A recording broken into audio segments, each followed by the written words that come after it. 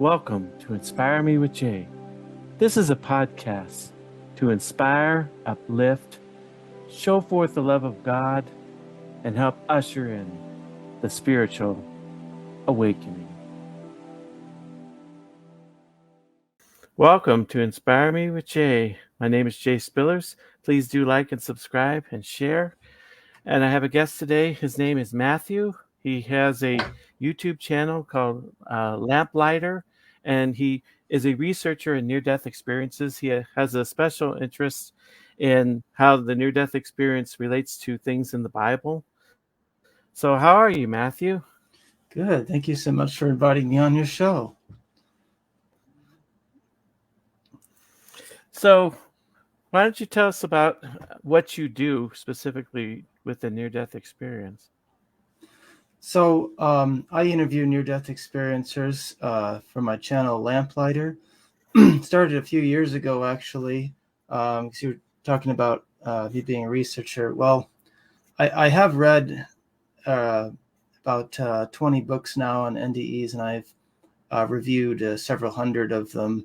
So I do have quite a familiarity.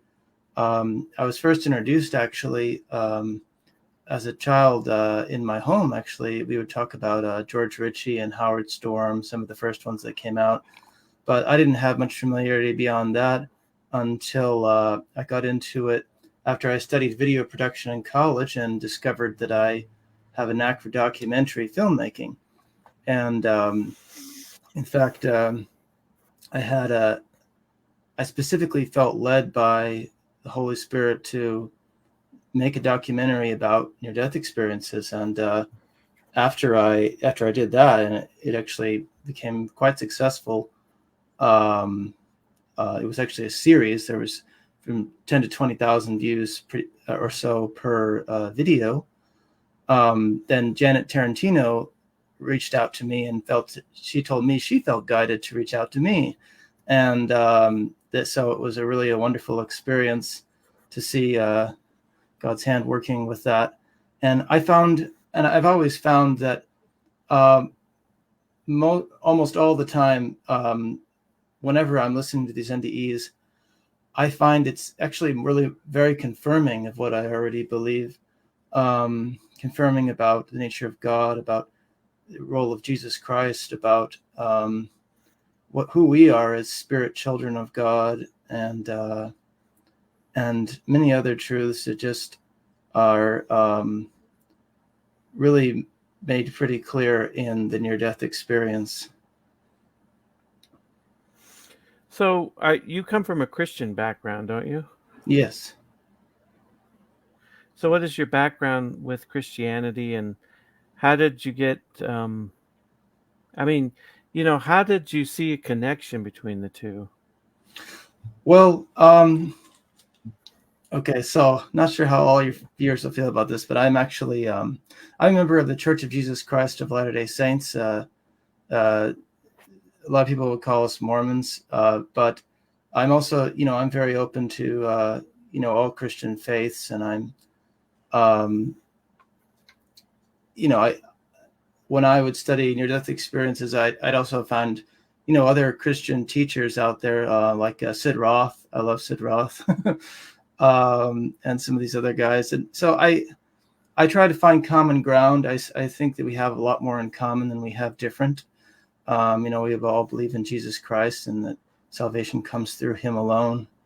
And, in keeping commandments and trying to figure out how we can live with God again. And so I don't think we're too different one from another fundamentally. So yeah, and I try to speak to Christians in general, whatever their background may be. It could be evangelical, Catholic, Seventh-day Adventist, whatever. I'd like to reach out to everyone, and even non-Christians, but especially I want to show that the Bible and belief in Christ are very harmonious with the near-death experience, and that more than anything, at least for me, it's really deepened my understanding and appreciation for those things. Well, I know one one near-death experiencer that's kind of one of the more famous ones is Betty Eady, and I believe she has an LDS background, and there's a couple Yes. others that I know pretty well too, but her near-death experience was pretty profound. I remember even in the 80s seeing her on Oprah Winfrey, and I read her book probably about 10 years ago, I guess. I checked it out from the library and read, I think, is it, you know, what was her book called? I'm trying to remember. Um, Embraced by the Light or something? Or yeah, no? that's right. Embraced by the Light. I remember Yeah. that. She's got a few of them. I'm reading another one of hers right now on the Kindle. So, in terms of seeing similarities between Christianity and near-death experience, what sticks out to you? Yeah. So I think, well, the biggest thing, of course, is that almost all of them who meet what they would call a religious figure, it's almost always Jesus. And people like to kind of downplay that, I think. Like, that some people think maybe it's just kind of a projection of your preconceived beliefs or whatever, but that doesn't really hold any water, because if you look more into it, you realize that there's atheists, Buddhists, Islamics, that they all see Jesus. Why are they saying Jesus, right? And he's usually the one who does the life review with them. And some of them will actually experience, like they'll be taken back to a vision of Christ on the cross or in Gethsemane. There's several of them I can think of like that. Angie Fenimore, Pauline Glamochek, Jeff Olson, actually, he doesn't mention it in the interviews too much, but in the book he mentions seeing Christ in Gethsemane. Ralph Jensen, and there's a bunch of other ones too that are, that they just have a lot of references to the Bible or kind of Christian elements. Like Ian McCormick, I love his so much. Like when he died, he found himself in a place where there were people that were yelling at him and screaming at him, and they told him he was in hell. And then he felt his, I think it was his grandmother, it's his mother or grandmother, was trying to communicate. Oh, that's right. He felt her prayers. And it was like he knew what she was asking. And this thought came into his mind of the Lord's Prayer came before his mind. And it was like telling him, say the Lord's Prayer. And it's like, okay. So he starts going through each line. It actually appears before his face, so he can see each line of the prayer. And by the time he's done, he's had to, it's got like, hallowed be thy name. So he's directing acknowledgement to God, and then thy kingdom come, and forgive us our debts. And so as we forgive those who trespass against us, so he's forgiving everyone. So he's gone through all that whole process. And then he's raised into heaven with Jesus Christ. And so you have this kind of this pattern. And something I think that we need to recognize too is, so I know there's a kind of a cultural division that I'm trying to heal that division as part of what I want to do as with my channel. So you can see in the background, there's a bridge. I always have a bridge in the background. I'm trying to be the bridge, and I want to heal the divides, because there's kind of a new agey culture that has arisen that just is trying to take it to mean, whatever you believe, it doesn't matter. Just, follow your, like many paths to God. It's like, well, maybe there's many paths to the path, but there's only one path, and that is through Jesus Christ. And, there's a lot of things that we have to take a closer examination of and see what are they really experiencing, not what they're interpreting from it, because people love to interpret it, and especially if it aligns with a culture, kind of like the New Age culture or whatever, they get excited, like, oh, this lines right up. but we try to be as objective as possible. And one of the things I've noticed is that not only do they sometimes interpret and extrapolate from what they actually experienced into a conclusion that may not line up with that, they also, when they're on the other side, they never actually get to heaven or hell per se, because they never actually die. They come back. And so there's always this gate or barrier that they're told about. And they're told, if you cross this barrier or gate, you can't come back. That's it. So don't do that. And so then they're sent back, and it's like they were at the doorstep of heaven or hell. They never actually take up residency, as it were. So that's not a judgment of where they're going to stay. You don't know where they're going to stay. So there's these kind of distinctions that need to be made, you see. Like there was one of them that really just illustrated this well was Betty Cohn. She talked about being on the other side with Jesus, and Jesus telling her that she needs to go back, and gave her several reasons. So, your family needs you, or look at how sad they'll be when they see, like she sees a vision of her casket in the future, and how, everyone's depressed. And finally, she's just so stubborn. And finally, Jesus tells her, look, if you choose to stay, it won't be like you think. And she's like, what do you mean? And he's like, well, you'd be over here in outer darkness. And he shows this, it's like this black hole. And she's thinking, oh, that doesn't look good. I don't want to go there. And it's kind of illustrating, it's like, yeah, maybe you pick heaven, but what kind of, where you actually end up may end up being different. I don't understand the whole process. I don't presume to, but there's a process, and beyond the gate is different than before the gate. So I think these distinctions are important. Well, I think the thing is, you've probably seen it too, is that most of the near-death experiences talk about judging themselves rather than being felt like they were judged from God.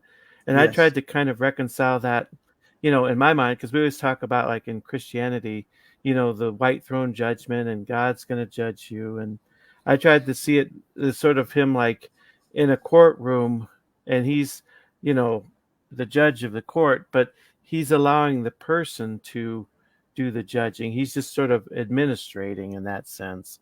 He's shining the spotlight on them, but they're doing their own judging. And another thing too is I talked about, like, I thought that when you're in the light and you're standing before God, that and you're experiencing this unconditional love, it's immersing you, that in a sense you're kind of being born again or born of the Spirit, because there's a scripture that says you must be born again. I said for a lot of people, I think it's happening right there in the light as they're transitioning between the two worlds. What do you think about that concept? Yeah, no, I think that's a really good point. As you say, what's happening after they're out of body, they're still making choices, and they're not past that gate yet of permanent death. And so it's been pointed out before by some of the near-death experiencers that you still have a chance to accept Christ by coming into his presence at death, and I love that. I think that's a really valid, a really good point. And as you say, being filled with the love of God, I mean, you could interpret that a lot of ways too. You could say, well, that's Jesus, because you're feeling his presence coming down on you, even if you don't even see him. That's still him. God is love, But however you slice it, I think it's clear that there is some opportunity between that doorstep realm and the afterlife realm, where you can come to know Jesus Christ, and to come to him, and even repent, and all those kinds of things to some degree. It also seems clear that who you are at death doesn't necessarily kind of instantly change. You might be in denial. You might not be. You might even argue. Some people even argue with God while they're there. It's incredible. They're feeling all this love, and then God's telling them to go back, and they're like, "No, I don't want to go back. Don't make me go back." And it's like, well, you're talking to God here. Well, it's a kind of an interesting question because, I am in a couple groups that are on Facebook that are like Christian Universalists. And it does seem when you look at the NDE that either everyone's going to be saved or the vast majority, ultimately speaking, will be saved. And I don't know, because I think like the LDS Church is pretty close to that view. Because I think I talked to like an LDS person that was pretty high up in the church, and I mean, he kind of made it sound like like 99% of the world's going to be saved. So there might be like an itsy bits that's not, but it's like near universalistic itself. What do Right. you think of that, and what do you see in like the NDE? Is everyone going to be saved or close to it? It's a little bit of a hard question to answer. I mean, the answer is, I think, yes, but I think a lot of it can be explained by the idea in the scriptures, and this is also an LDS perspective, but it's in the Bible about that there are multiple heavens, depending on different things. But the LDS Church, we do believe in the opportunity to accept the gospel in the world to come. And so when I hear this idea of coming to Christ at death before you go beyond the barrier, I think, oh, that's very consistent, and it's also very biblical, I think, because you're not actually dead yet. They still have a chance to come back. Their life's not over yet. So anyway, I think it never made sense to me to think that God would make a plan where most people would be in hell. It does appear there really is a hell. That much I think is very clear from the NDEs, even though they don't necessarily have they're not residents there yet. They're kind of at the doorstep of hell. They're seeing it. They're experiencing it to some degree, but they're not stuck there. They can get out, but it does appear pretty unequivocally evidenced by the NDEs that there is a heaven and a hell, and there's multiple heavens and multiple hells. That's talked about too, and that there's opportunities for everyone to accept Jesus Christ, and in the next world. And so I think that makes that brings a lot of hope for people, that they can, that their friends who don't accept Jesus Christ can still find heaven someday, even, just at the doorstep before they enter, that maybe they'll change at that point. I think that can be helpful for all kinds of Christians that would really appreciate knowing that. Well, I think too, like Angie, who had a near-death experience. I can't find it in all of her testimonies online, but I heard one where she was saying something about, she was told that hell functions more like a purgatory, and it seems kind of consistent because there is a lot of people in NDEs that go to hell, and maybe it seems like they're there a few minutes, maybe it seems like they're there thousands or millions of years, but at some point they call out and they're taken out of hell and go into heaven. And do you see hell as more of a purgatory or a temporal thing?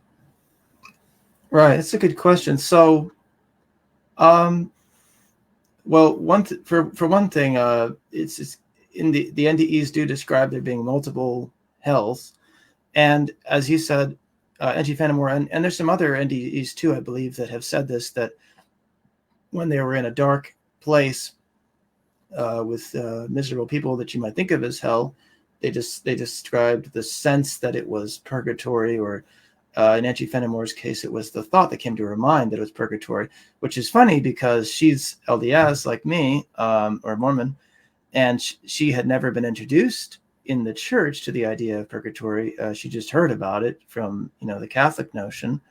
So it was strange to her to have that thought. So now this is one of those places where I draw a distinction too between an observation and a conclusion. She's just having this word come into her mind, purgatory. It doesn't mean anything. It just means that's the word that comes into her mind that associates with what she's experiencing. So I don't know what that means. I kind of think it's an upper level of hell, that it's not one of the lower realms, because in the lowest realms, it's described like actually extremely evil, like demonic beings. And the upper realms is more just not happy, is miserable. And so I think that where you go has a lot to do with who you are, frankly, and the state of mind that you're in. And however you interpret salvation through Jesus Christ and that whole process, it seems that there really is some relationship between who you are as a person too and where you go.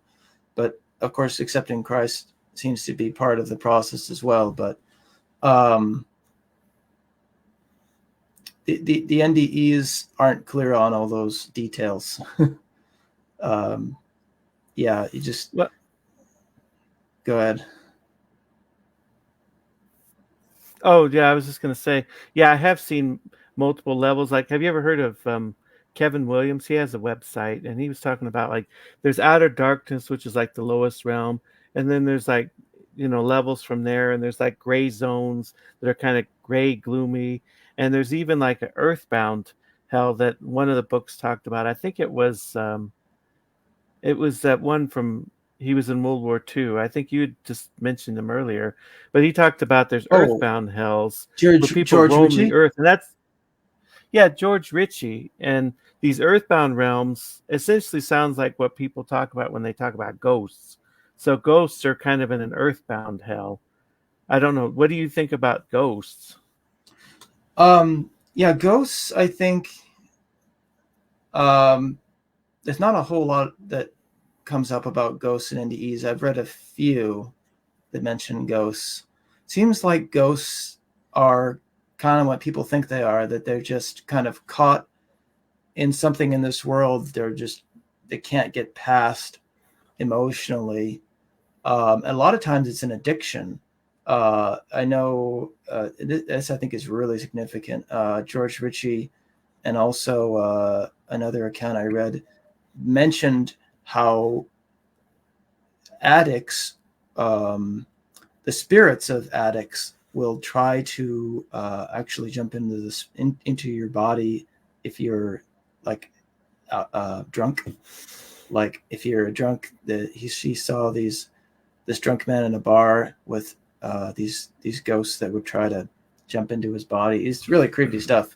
But it really seems like if you're an addict in this life, that can really hamper you in the next one, because when you die, if it's a severe enough addiction, I think you can get stuck in the longing to fulfill that addictive behavior. And so that's definitely something that happens and that creates kind of a ghost phenomenon. But I don't really know. I don't want to make a whole lot of conclusive statements about that because that's not my field. But there's some information about that in the near-death experience. Let me circle back just for a minute, if you don't mind, on your question about hell, because you mentioned Christian universalism. There is some evidence of this idea of eternal not being interpreted correctly, eternal hell. And that's something that the LDS Church believes in, but there is some NDE evidence for it too. This idea that eternal damnation doesn't really mean what you think it means. So I know I've mentioned this a little bit, how this word that's translated as eternal can also mean a very long time, and it's true for both of the Greek and the Hebrew, or even just a period of time, an undisclosed period of time. But it gives you that sense of, oh no, this is forever, but it doesn't necessarily mean that. So that's kind of an interesting word that the prophets used to describe damnation. And I believe, and this is the LDS view as well, that this was a language that was designed to give people a sense of urgency about this. And when people describe hell in the NDEs, it's extremely they do have a sense of eternity about it. They mention that, which is really interesting. But then there's other stories where they'll describe this idea that, like there was one NDE, Aaron Green, seeing messengers come down to the people in hell and trying to bring them out, but they were usually very skeptical. So it suggests that it's possible to get out, but that it is extremely difficult, and that it may take, like, literally the term for eternal is aeon, as we've discussed in the past. The Greek term, it may take an aeon or feel like an aeon before you get out, but it's possible. That's my take on it. Well, actually, there was Robin Williams did a movie in 1998 about dying and like what he experienced, and he was trying to go help rescue his wife out of hell who had committed suicide. And he talked to someone that was talking about there's missionaries in hell. And I've heard that a lot of that movie was based on near-death experiences. So there are what appears to be missionaries that go to the lower realms to help Yes. people find their way back. Yeah. I hope I can be one of those someday.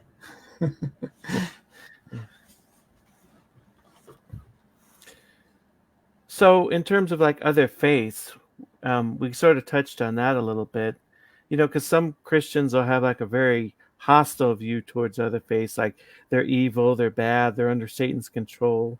But from what I've seen, the near-death experience, it sounds like God has said, well, he allowed all religions to come about, and they have some degree of truth, and they meet people where they are and sort of help them, to progress. And in some sense, you could think of them like a stepping stone, that ultimately everything's fulfilled in Christ, but that maybe they're stepping stones, and that these other religions may have a lot of good in them, and we don't have to see them in a hostile way. What do you think about that? So there are some near-death experiences that will describe, how would you put it? That there was one that kind of showed God appearing to people in different religions, or how he would communicate to them through their religious leaders. And a lot of the NDEs do describe things like this sense that God doesn't really care which religion you are. And that's been a difficult one for me. I've had to think a lot about that. This is another place where I think you have to make a distinction between the observation and the conclusion. What were they actually told, and how are they what are they describing now? And I think the idea is that, as one NDE described, the best religion for you is the one that brings you closest to God. And so in this world, there's billions of people that are not Christian. And as he discussed, there's some opportunity to accept Jesus Christ on the doorstep of heaven. I think we reach Christ indirectly through truth, through any teaching about love one another, or that teaches a personal relationship with God. Even if they don't know that it's Christ, I think that they still are, communicating with him. Have you ever wondered whether the Bible was compatible with a near-death experience? In my book, Heaven's Truth, the parallels between the Bible and the near-death experience, your faith will be strengthened while you support this channel. In Heaven's Truth, you will learn about near-death experiences and other similar experiences in the Bible. Support for the Bible contained in NDEs. A central theme that runs through both the Bible and NDEs. How the NDE brings the Bible to life for these modern times. Evidence for both the Bible and the NDE, and much more. Great book. Spillers does an excellent job weaving the relationship between NDEs and the scriptures. 5 stars on Amazon, available on Amazon. They just don't recognize it necessarily. So I think the idea is that you, as you said, it's like stepping stones. You find the truth, the most truth that you can in your position, and the Holy Spirit leads you along. It leads anyone along who's willing to learn and to listen. And eventually they discover that Jesus is the Christ or the Messiah. And this is something Biddy Edie talked about too, actually. She mentioned this, that eventually that God doesn't want to shock people out of their religion, but that eventually everyone would come to know this, that about Jesus Christ. And so I think God guides people along at their own level, and that's perfectly fine. I think there's a lot of inspiration in many different religions, and I think once we really understand what is going on in this world in terms of religion and revelation from God, and I think it'll become clear that these are all part of a bigger plan.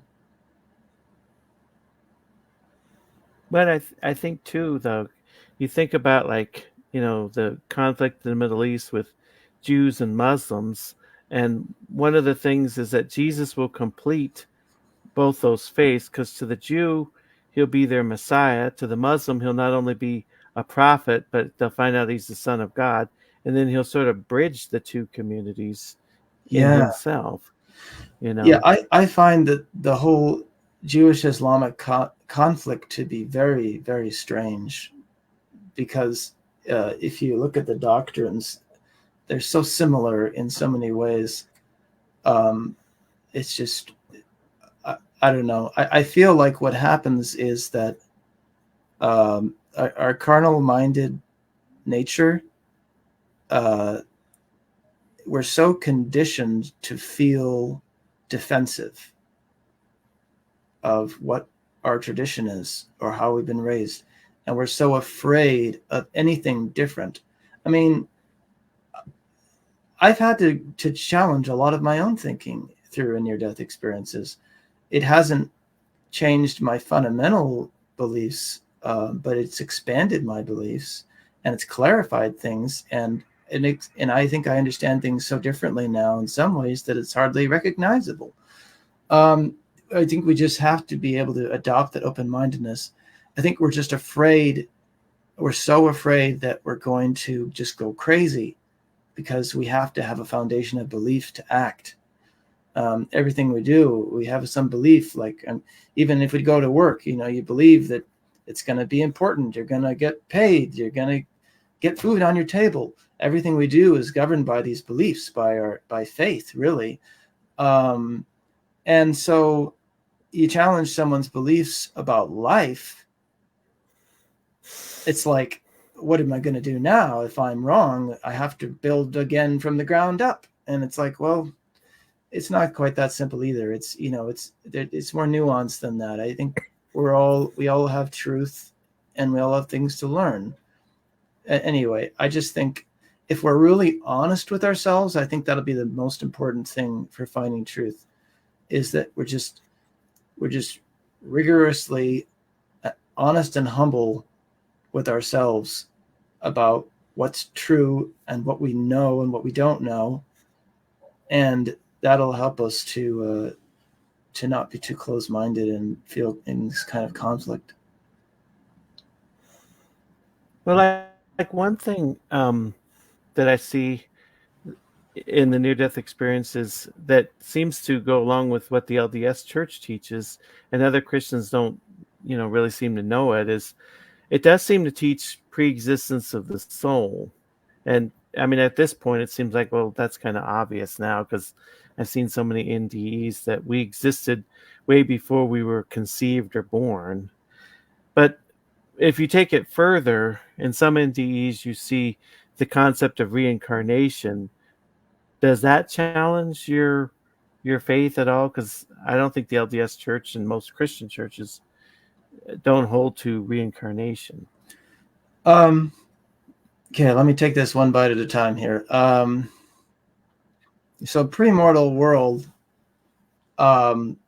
is not just LDS. It's actually early church fathers would talk about this, such as Origen. Excuse me. And also, it's very biblical. You read like Jeremiah 1:5, before thou wast in the belly, I knew thee and ordained thee to be a prophet unto the nations. And of course, Christ certainly has a premortal or pre-existent nature. And of course, the war in heaven, casting out Satan, that was a pre-existent or premortal event. So yeah, for me as well, the premortal thing wasn't particularly surprising. In fact, I was stunned. Actually, it was surprising. It was surprising how much it matched what I already believed. I was just absolutely blown away. But the reincarnation thing, it was a very difficult issue for me to work through. It didn't seem too strange to me to think, though, that God could give someone another opportunity to come to Earth if they really felt that they kind of botched it, especially if maybe, like, here's an example of, I think this is a very feasible possibility. So Betty Cohn, when she reached the other side, she was told that the adversary tried to cut her life short, tried to stop her from fulfilling her mission in this world. And so she was given an opportunity to come back to Earth. That's almost a reincarnation in a way, just the idea of being given that opportunity. But let's just say that she died, and then now she's on the next world. Someone could say, well, that wasn't fair. She was being given this life, and the adversary stole whatever 40 odd, maybe 60, she was a teenager, 70 years of her life away. That's not fair, and everyone has appointed to die at a certain time. That this is biblical as well. And so is it totally beyond us to imagine that Christ would say, okay, I'll give you another chance to do this, and you'll have a full life, because you weren't supposed to die at that time. That was the adversary interfering. And I let that happen, but I'm going to, for different reasons, but I'm going to let you come back and try this again and get the full experience. I mean, I think that's reasonable. So that was kind of where I started on that issue. I thought, okay, it's possible. Personally, my views on this have shifted a lot, because there are so many NDEs that mention the reincarnation that I'm starting to get the sense that this is kind of a normal thing. And I know it's not mentioned in the Bible, but it does appear that does happen quite frequently. So I don't know how much I want to say about it. I don't think it necessarily changes much in terms of how we live. But for those who are troubled with the reincarnation issue, I don't think it necessarily contradicts the gospel. I think you can still have multiple lifetimes of opportunities.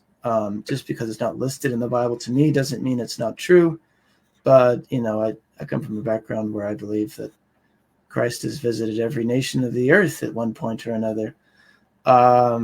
So you can do what you want with that, but I think that it doesn't contradict anything from me. It's just difficult because if you do believe in that, it can be a challenge when you're in a social religious structure where they don't. Like LDS Church doesn't believe in reincarnation, but I guess I kind of am forced at this point to acknowledge it's a reality. But I don't go around telling people you're going to get reincarnated. I don't even know if they will. You know, I don't care that much. I just want to be honest with myself and be objective about what's true. Yeah, it's interesting about Jesus visiting every nation. I've read a couple of books. Like one of them was on Jesus going to India and the surrounding areas, but another one, and you might have heard of this, is by L. Taylor Hansen called He Walked the Americas, where he walked North and South America and the Polynesian Islands. And it gives the direct legends of the peoples that encountered, what they talked about as a great prophet. Sometimes they'd call him Wakia or different names like that. They all had different names for him. And Yeah. I started talking about it with that people, and everybody thinks I'm LDS. And I'm like, well, no, I'm not LDS, but I think that these things are real. I saw it, I've seen the actual legends about it. Have you ever heard of that book or seen those legends before? Not that one specifically. I do remember there was one in Russia. There was a painting about Jesus Christ visiting the Russian people. I have a vague recollection, but I know there's some different evidences of that, and it even goes further than Christ visiting people after his resurrection. I do believe that happened, but also that before, like how do you say? Since we're all springing forth at some data from Adam and Eve, we're all coming out of Adam and Eve. What was Adam and Eve? What were they taught? I assume they were taught about the prophecies of the Messiah, and all of the truth that they were taught was passed down to Seth and others of their children that would listen and pass down that truth to their posterity. And it seems very reasonable to me that in the early cultures that would have been widespread. Have you ever wanted to learn to meditate? Check out my book, Meditation for Everyone: How to Quickly Have a More Peaceful, Mindful, and Fulfilled Life, and support this channel. With Meditation for Everyone, you will learn to quickly and easily meditate, relieve stress and anxiety, alleviate depression, and have more joy, peace, and relaxation. What you will learn: mindfulness, the art of stillness, step by step on how to meditate, strategies for overcoming challenges to meditation, and much more. D. Mason said this is a nice meditation book, even for those already meditating. I agree with the statements that it will help to have a more peaceful, mindful, and fulfilled life. 4.6-star rating, available on Amazon. That knowledge about Jesus Christ. And if you look back far enough, sometimes you do find some pretty striking similarities. Like in mythology, you always find, the flood myth and Adam and Eve kind of stories. And then, I was listening to a video recently of a Chinese, let's see here, it was a Chinese pastor talking about how the Chinese language evidences a belief in the Garden of Eden and Adam and Eve in the language itself. If you look at the characters, so like, I forget how it all goes, but there'll be like a character and it's got like man, woman, garden, and it means like, I forget what it means. I think it means man. I'd have to check on that. There's another one that's like, it's like the flood, and it's like 8 or something because there's 8 people in the boat. You'd have to check it out for yourself. But there's amazing stuff out there about the early Chinese history and language that indicates that they at some point had a knowledge about Jesus Christ. So I kind of like how I was saying before that, God's going to give everyone as much of a chance as possible. I don't think most of us would go to hell. I don't think God would make a plan like that. So I do think he's giving everyone the opportunity as much as possible to accept him, and to repent as well. But I think also this earth life is often described, that there's a reason why we don't remember a pre-mortal life. This life is supposed to be a challenge for us. It's supposed to help us to grow and to be more loving. That's the whole point. And there's supposed to be a lot of opposition. So there's going to have to be people that don't understand these things, that don't know about the gospel. There's going to have to be opposition in order for us to learn to be loving and forgiving. But eventually, I think everyone will come to know about Jesus Christ. Well, like on terms of Adam and Eve, I've seen NDEs where they'll say, "I saw the creation of the world," and people have seen Adam and Eve, but I haven't seen very many that like give any detail. Like, is it possible that God used evolutionary processes? How old is the Earth? There was one NDE where someone said, "Wasn't the Earth 6,000 years old?" And the answer back was, "I think your math's a little wrong. Like maybe it's a little older than that." But there's no real clarity that I've seen. Have you seen NDEs that talk about evolution or the age of the Earth or anything like that? Not really. There were some that seemed to suggest that there was an evolutionary process, but once again, it's an observations versus conclusions thing. I can't say for sure. Excuse me. There was a person that mentioned, other species on other planets, and some being more evolved than others, but that's just the language that he used to describe their development. Whether it was adaptation or evolution is unclear. That's just how he described it. We don't know what he experienced. So, but personally, I don't find it to be a problem. This 6,000 year thing, I think, is a very, very literal interpretation of things. Like for example, the 7 days of creation, or 6 days and the seventh day of rest, I think of as periods of time, as more of a symbolic thing. There's so many metaphors in the scriptures. I think we really reach to make it literal, and we just don't understand. The Middle Eastern culture was so much more metaphorical. And if you read Christ's words, there's metaphors all over the place, not just parables. The things that he said is all the time was not literal.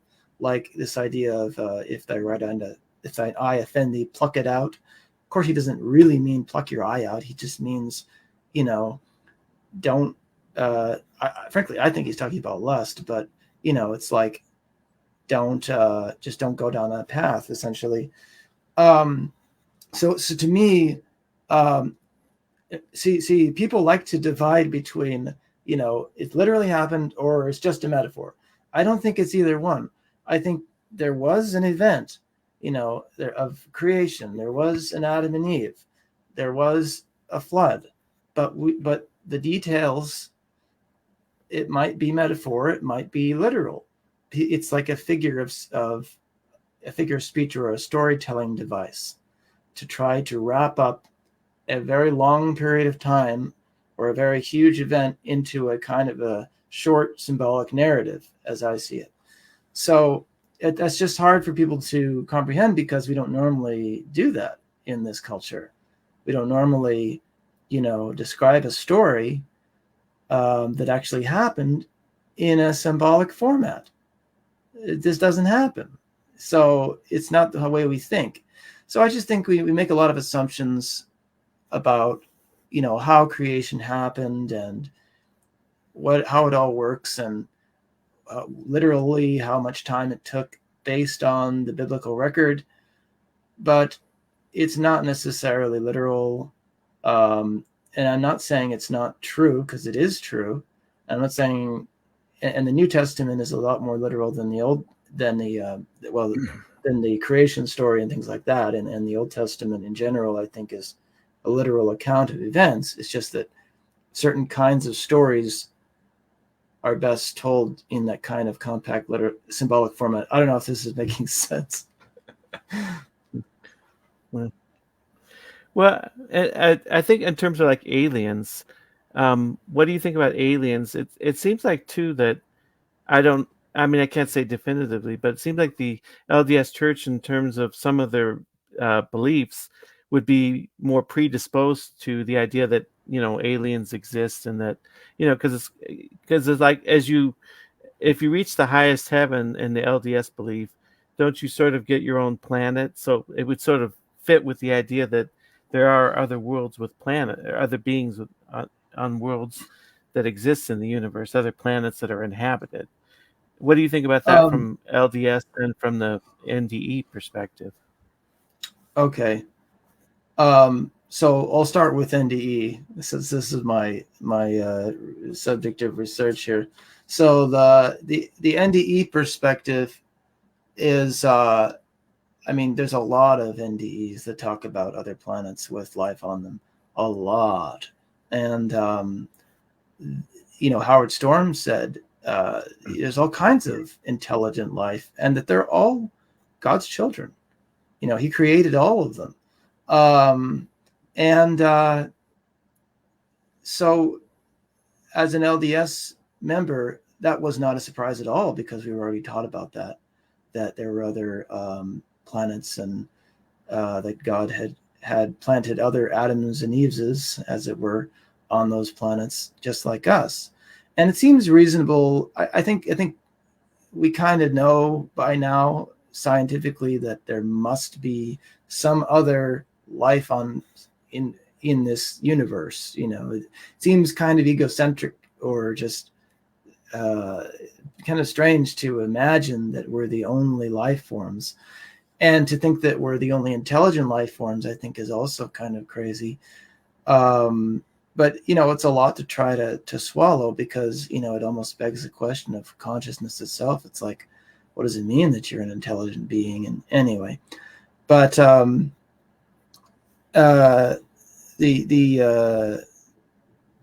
it seems clear to me that sorry, what was the second part of your question? I was answering the Oh, it's first. just about like I think you answered it, because I was asking about LDS beliefs would seem to lend itself to the idea of life on other planets.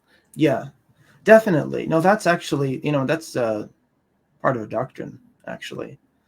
It's not commonly talked about, but that's part of the doctrine. That was something that was given in vision to early church fathers. So in the LDS church. So yeah, so it's definitely in the NDEs and in the LDS faith too. Yeah, I don't know, because it's like there was a Seventh-day Adventist pastor talking about it one time, and they believe there's other life in the universe, but he seemed to be sort of hinting that only on Earth do we have free will, and I don't know if that's really true or not. Oh, But that's it seems really like maybe a interesting. lot of the other planets, they don't have free will. I I don't know. didn't know What do you that think? Seventh-day Adventists believed that, because there are near-death experiences that suggest something like that. Um, it's a little confusing. Some of them will say things like, "This is the only free will planet," and then others will say, I don't want to say, because I don't remember the phrasing exactly, but there are some that will say things like that on other planets they don't have to. How do you say? It's not that they don't have free will. It's just that they don't have like opposition. Basically, it's just like this little paradise. It's like Adam and Eve, but they never took the fruit. You know. But there are other NDEs that seem to suggest that while that's true, there are a number of planets actually like ours that are what you might call free will planets. It's more like moral opposition planets, I guess. Uh, and those are really difficult planets to go to, and ours is among the most difficult in the entire universe to have to live on. But that's part of that's actually something that we looked forward to in our pre-Earth existence as spirits, that we were really looking forward to the challenge because we wanted to grow and become more like God and Jesus Christ. I think you'd mentioned that you wanted to discuss some biblical principles, how they relate to the NDE specifically. What did you have in mind? Yeah, I was thinking specifically about Christ and the atonement. I already mentioned some of that though, but I do have a list of for anyone listening who wants to look into more about that. There are 6 different NDEs that I think really hit on kind of the idea of Jesus Christ especially strong, and that really kind of, some of them really delve into the depths about what happened in the atonement, what the cross is about, what Gethsemane is about, those kinds of things. So like Angie Fenimore is a really good one. That might be the best one. Ian McCormick, Pauline Glamochek, and Jeff Olson. Like, you'd have to read his book to know, but it's in the Jeff Olson's book as well. Dean Braxton, talking about, he basically implies, Jesus is Lord because he describes the angels kind of bowing like this to him, and kind of showing that he's in charge. And like Ralph Jensen, he's actually LDS too. It's a little difficult with him because he likes to go off on his conclusions, which I hate that. But if you can get to the actual NDE itself, he got all kinds of answers to questions. Oh, and of course, I guess there's 7 because of Betty Eady. She had a lot of answers about that too, I believe. But I mean, even Howard Storm has some about that. But I think, let's see here. I think what I wanted to discuss on the Bible too was the idea of language. So you mentioned the idea of judgment earlier. Excuse me, just a moment. Related to this idea, so you're talking about how people, they have sort of what you would think of as a judgment, except that they're kind of judging themselves, and Christ is there with them, reviewing their life with them, but he's just trying to point out, where they were loving and where they weren't. And so it's beautifully simple. So some people will take issue with that and say, well, it's not, there's no judgment on the other side. It's not a judgment. And this is one of those conclusion things. Makes me crazy. It's a real problem when you want to understand what's happening on the other side, because to me, it so clearly is what's being described as the judgment. Now, it may not actually be literally the final judgment. So there's that. You have to consider that, because the final judgment, at least in my faith, it's you get to that at the resurrection. But however you time that, it doesn't necessarily, if you have a life review with Jesus at the doorstep of death, that doesn't necessarily mean it's the last judgment. But even if you think of it as the last judgment, I feel like saying that because I feel like if you say that it's not a judgment because they don't feel judged, that doesn't make any sense, I don't think. It's just a language problem. So there's a lot of these language problems. A friend of mine once told me that the biggest problem in this world is language. And the more I study this, the more I believe it, that we just have trouble with these words.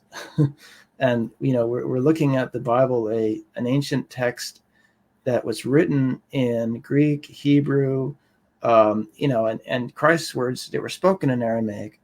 Then they were written in Greek.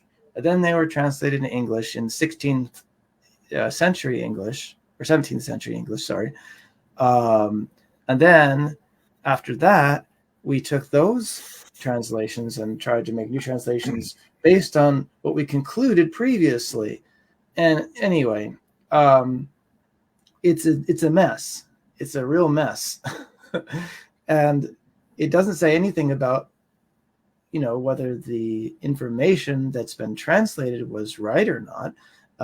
Actually, Howard Storm's experience explains where Jesus Christ told them that it was an angel, actually, I believe, that told them that the Bible is true, but it has to be understood spiritually. So we can't necessarily all be scholars. I understand that. And that may not even lead us to the truth, because there's so much bias that can get into that. So what we need to do is we need to do exactly what Howard Storm said. We need to understand it spiritually. And so that's studying it prayerfully, asking God to help you and to help you understand it for yourself. And I understand that's something that a lot of Christian churches maybe don't encourage too much. They just want you to go to your pastor or whatever. But to me, understanding the scriptures is a personal, spiritual experience. It's something that you get through revelation, through the Holy Spirit, to yourself.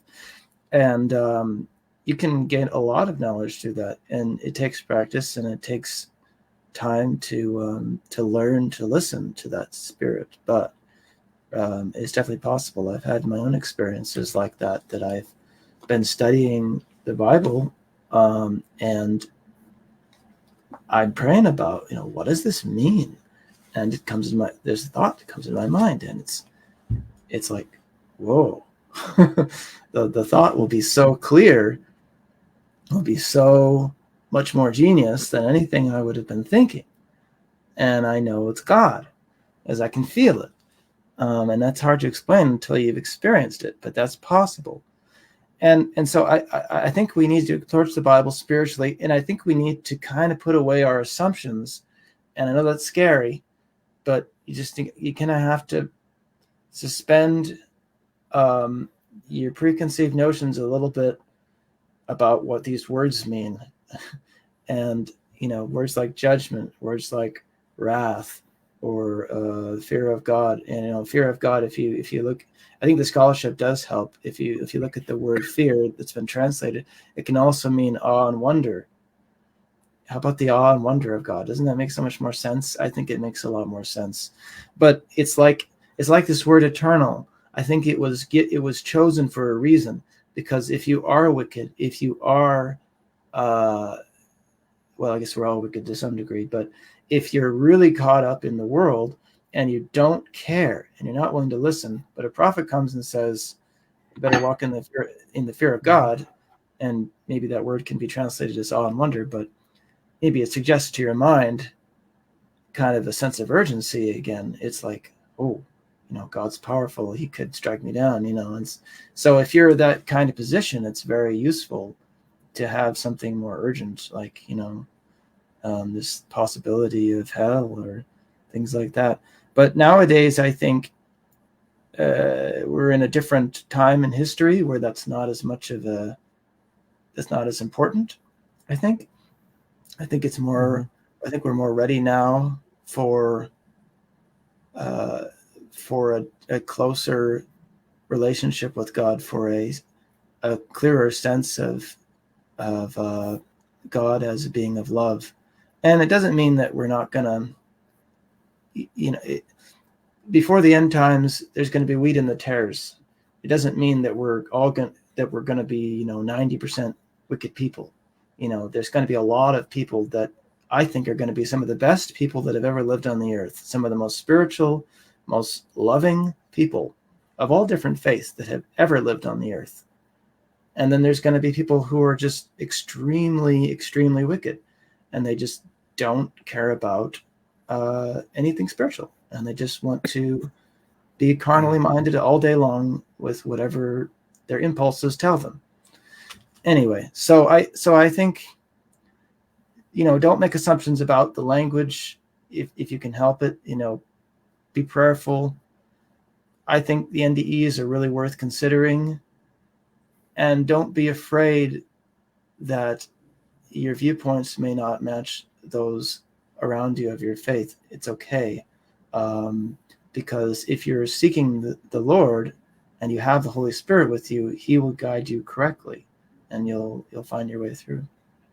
Yeah, Well, thanks for being on today. It was a pleasure to have you. Yeah, it's a pleasure to be here. Thank you so much. I really appreciated the opportunity to discuss this today.